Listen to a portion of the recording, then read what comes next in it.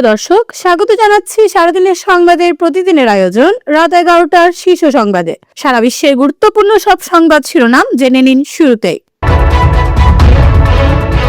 প্রতিবেদন 2024-25 অর্থ বছর বিদায় দেশি বিদেশি বিনিয়োগ প্রস্তাব নিবন্ধন কমেছে 58%। আইসিসি ভারতের কথায় উঠবোস না করলে বাংলাদেশকে শ্রীলঙ্কায় খেলতে দেবে বললেন ক্রীড়া উপদেষ্টা। বাংলাদেশের সাথে পশ্চিম পাকিস্তান ইনসাফের আচরণ করেনি বললেন জামায়াত আমির। আকাশেই বিমান বিধ্বস্ত, কলম্বিয়ায় জনপ্রিয় সঙ্গীত শিল্পী সহ নিহত 6। অন্যদিকে ইউক্রেনের F-16 ভূপাতিতের দাবি রাশিয়ার। বাংলাদেশের শিক্ষার্থীদের জন্য ভিসা প্রক্রিয়া কঠোর করল অস্ট্রেলিয়া। অন্যদিকে নাগরিকদের দ্রুত ইরান ত্যাগের নির্দেশ অস্ট্রেলিয়ার। সামরিক ড্রোন কারখানা স্থাপনে চীনের সঙ্গে 608 কোটি টাকার চুক্তি করতে যাচ্ছে বাংলাদেশ। অস্ট্রেলিয়ায় শিশুদের সোশ্যাল মিডিয়া নিষেধাজ্ঞায় 5 লাখের বেশি অ্যাকাউন্ট ব্লক করল মেটা।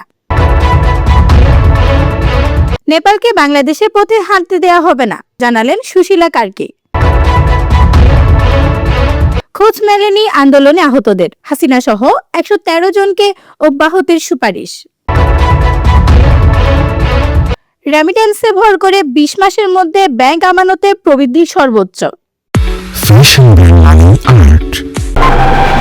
অন্তর্বর্তী সরকারের সময়ে বিডা দেশে বিদেশে বিনিয়োগ সম্মেলনের উদ্যোগ নেয়। জিডিপি 50 থেকে 55 লাখ কোটি টাকা হলেও বিনিয়োগ নিবন্ধন মাত্র 1 থেকে 1.5 লাখ কোটি টাকা, যা সেবা বিলম্ব, জ্বালানি ও লজিস্টিক সংকটে বাস্তবে আরও কমে যায়। 2024 সালের 5 আগস্টের রাজনৈতিক পরিবর্তনের পর আস্থার সংকটে 2024 থেকে 25 অর্থ বছরে বিনিয়োগ নিবন্ধন 58% হ্রাস পায়। জাতীয় দৈনিক বণিক বার্তার এক প্রতিবেদনে এ তথ্য উঠে এসেছে।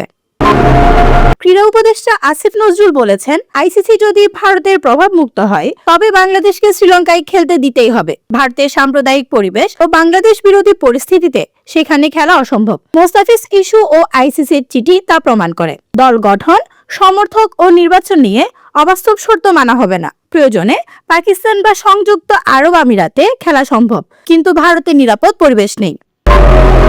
জামায়াত আমির ডক্টর শফিকুর রহমান বলেছেন, পশ্চিম পাকিস্তান বাংলাদেশের সঙ্গে ইনসাফ করেনি এবং স্বাধীনতার সঠিক ইতিহাস তুলে ধরা হয়নি। তিনি বোঝাপড়ার নির্বাচন নয়, জাতির বিজয় নিশ্চিতকারী নির্বাচন চান, যেখানে সবাই নির্ভয়ে ভোট দিতে পারবে। প্রতিটি বুথে সিসি ক্যামেরা থাকবে। এই বিষয়ে সরকারকে দায়বিহীন উল্লেখ করে তিনি বলেন, ভোটের উপযুক্ত পরিবেশ এখনো তৈরি হয়নি, এখনো ভয়ভীতি বিরাজমান। কলম্বিয়ার মধ্য পূর্বাঞ্চলে বোয়াকার পাইপা এলাকায় ব্যক্তিগত বিমান বিধ্বস্ত হয়ে জনপ্রিয় সঙ্গীত শিল্পী ইয়েসন জিমেনেজ সহ 6 জন নিহত ও 5 জন আহত হন। মেডেলিনে যাওয়ার পথে উড্ডয়নের পরপরই রানওয়ের শেষ প্রান্তে বিমানটি পড়ে যায়। উদ্ধার তৎপরতা শেষে বেসামরিক বিমান কর্তৃপক্ষ দুর্ঘটনার কারণ জানতে তদন্ত শুরু করেছে। অন্যদিকে রাশিয়ার দাবি, ইউক্রেন পরিচালিত যুক্তরাষ্ট্র নির্মিত একটি F-16 যুদ্ধ বিমানকে S-300 প্রতিরক্ষা ব্যাটারি দিয়ে ভূপাতিত করা হয়েছে। রুশ কমান্ডার সেভা জানান, বিমানটি তাদের প্রধান লক্ষ্য ছিল 2টি ক্ষেপণাস্ত্র নিক্ষেপে। প্রথমটি ক্ষতিগ্রস্ত ও দ্বিতীয়টি চূড়ান্ত আঘাত হানে। অস্ট্রেলিয়ার স্বচ্ছতার ঘাটতির কারণে বাংলাদেশ সহ ভারত, নেপাল ও ভুটানকে শিক্ষার্থী ভিসায় সর্বোচ্চ ঝুঁকি তালিকায় রেখে এভিডেন্স লেভেল 3 চালু করেছে। এতে অতিরিক্ত নথি, শিক্ষা প্রতিষ্ঠান যাচাই ও ইন্টারপোল বায়োমেট্রিক্স ক্রস ম্যাচিং সহ ভিসা প্রক্রিয়া আরো কঠোর হবে। 4 দেশকে লেভেল 2 থেকে 3-এ নামানো হয়েছে। অন্যদিকে ইরানের তীব্র রাজনৈতিক অস্থিরতায় অস্ট্রেলিয়া সরকার দেশটিতে থাকা নাগরিকদের অবিলম্বে ইরান ছাড়তে বলেছে। পররাষ্ট্র মন্ত্রণালয় সতর্ক করেছে, আকাশসীমা বন্ধ বা ফ্লাইট বাতিল হলে বের হওয়া কঠিন হবে। আকাশ প্রতিরক্ষা জোরদারে বাংলাদেশ চীনের সঙ্গে G2G চুক্তিতে সামরিক ড্রোন কারখানা স্থাপন করতে যাচ্ছে। 6 জানুয়ারি অনুমোদিত 608.08 কোটি টাকার প্রকল্পে চীনের CETC প্রযুক্তিতে ড্রোন উৎপাদন ও টিওটি বাস্তবায়ন হবে। এর মধ্যে 570.60 কোটি টাকা 4 অর্থ বছরে বৈদেশিক মুদ্রায় এবং 37.47 কোটি টাকা দেশীয় মুদ্রায় পরিশোধ হবে। অস্ট্রেলিয়ায় 16 বছরের কম শিশুদের সোশ্যাল মিডিয়া ব্যবহার নিষিদ্ধ হওয়ার প্রথম সপ্তাহে মেটা প্রায় 5,50,000 অ্যাকাউন্ট ব্লক করেছে। মেটা বলেছে, বয়স যাচাই অ্যাপ স্টোরে হওয়া উচিত ও মা বাবার অনুমোদনের সুযোগ থাকা উচিত। আইন বিশেষ সবচেয়ে কঠোর। অভিভাবকদের মধ্যে জনপ্রিয়, কিন্তু বিশেষজ্ঞরা শিশুরা সহজেই ফাঁকি দিতে পারবে বলে সতর্ক করেছেন। নেপালের অন্তর্বর্তী প্রধানমন্ত্রী সুশীলা কার্কি বলেছেন, নেপালকে বাংলাদেশের অস্থিতিশীল পরিস্থিতির পথে যেতে দেয়া হবে না।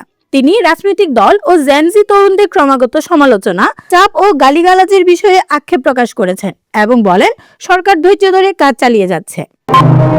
জুলাই গণ অভ্যুত্থানে ধানমন্ডি থানার শাহেদ আলী সহ 10 জনকে হত্যা চেষ্টা মামলায় পিবিআই শেখ হাসিনা সহ 113 জনের বিরুদ্ধে অভিযোগ বাতিলের সুপারিশ করেছে, কারণ আহতদের খোঁজ পাওয়া যায়নি।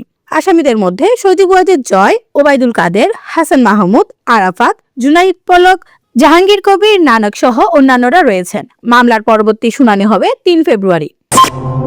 2025 সালের নভেম্বর শেষে ব্যাংকের আমানতে প্রবৃদ্ধি 20 মাসে সর্বোচ্চ 10.80% পৌঁছেছে। 19,53,000 কোটি টাকায় বৃদ্ধি পেয়েছে।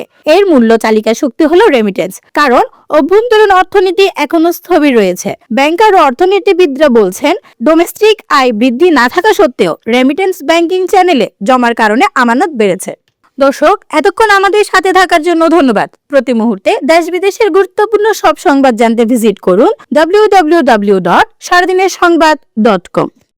Fashion designing art, men's, ladies and kids wear art. Be smart.